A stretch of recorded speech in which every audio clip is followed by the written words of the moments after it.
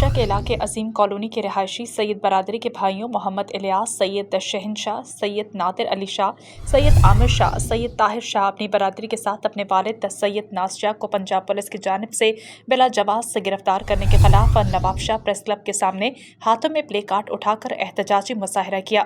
इस मौके पर मुजाहिरीन ने मीडिया से बात करते हुए कहा कि 4 दिन पहले पंजाब पुलिस की जानिब से रात 11 बजे 0 पॉइंट नवाबशाह से हमारे वालिद सैयद नाज़िया को बिला जवाज़ गिरफ्तार करके अपने साथ ले गई, जिसकी हम सख्त अल्फाज में मजम्मत करते हैं। उन्होंने कहा कि हमारे वालिद के खिलाफ कोई भी मुकदमा दर्ज नहीं है, पता नहीं क्यों हमारे वालिद को गिरफ्तार किया गया है।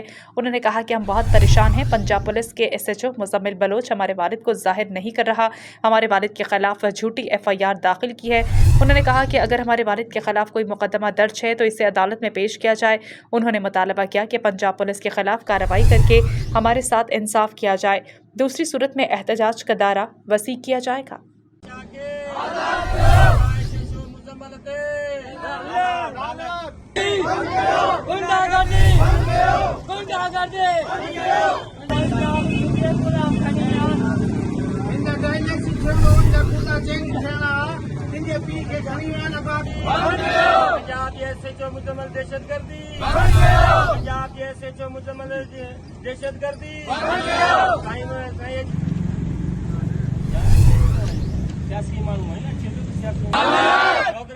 मुजम्मिल SHO